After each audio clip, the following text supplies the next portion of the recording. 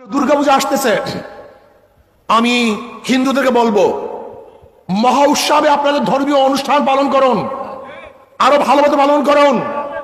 আওয়ামী লীগের আমলে যেরকম পালন করতে না পারছেন তার চেয়ে আনন্দের সাথে আপনার ধর্মীয় অনুষ্ঠান পালন করবেন।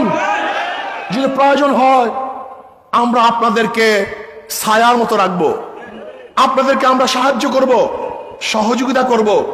কোন অবস্থাতেই মুসলমান কোন ধর্মীয় প্রতিষ্ঠানের উপরে, কোন মন্দিরের উপরে আক্রমণ করতে পারে না। আমি চাই বাংলাদেশে আগামীতে হিন্দুদের ধর্মীয় উৎসব পালিত হবে, যেখানে সমস্ত মুসলমান সজাগ থাকবে যেন কেউ কোনো অবস্থাতেই তাদের উপরে আক্রমণ করতে না পারে। কিন্তু মনে রাখতে হবে ধর্মীয় অনুষ্ঠান হিন্দুদের, উৎসব কিন্তু সবার না। যাদের ধর্ম, যাদের উৎসব, তাদের উৎসব, তাদেরই আনন্দ, অন্য করে এখানে আনন্দ হতে পারে না। এটা মনে রাখতে হবে। আমরা খলত মলত করি, গড়িয়ে ফেলি, এটা ভুল।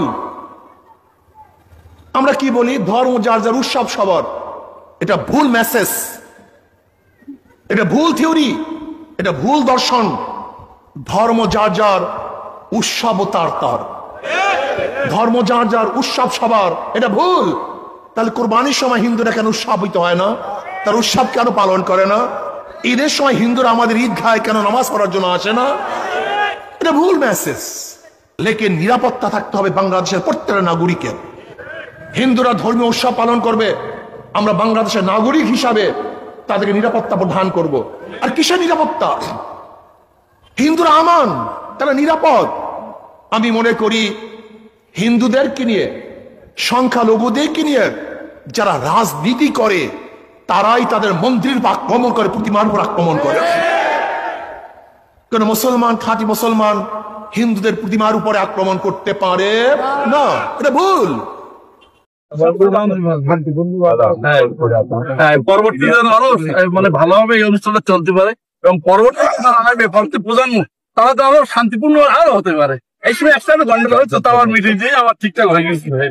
আমি চাইছি যেন কোনো দ্বিধা দ্বন্দ্ব না হয়, নিজেদের মধ্যে কোনো আন্তরিকতা, কোনো অভাব না থাকে এবং এই অনুষ্ঠান যেন চিরকাল থাকে। আমার লক্ষণ কাকা ছিলেন, আমি ওনার সঙ্গে খুব আন্তরিকতা ছিলাম, তিনি আমাকে খুব ভালোবাসতেন। কাকার সাথে আমি প্রায় আসতাম। আজকে উনি নাই, তার উত্তরসূরি আছে, আপনারা আছেন, যারা এখানে আছে তাদের কাছে আবারও রেখে গেলাম যেন কোনো ঐক্য নষ্ট না হয়। ভালো থাকে।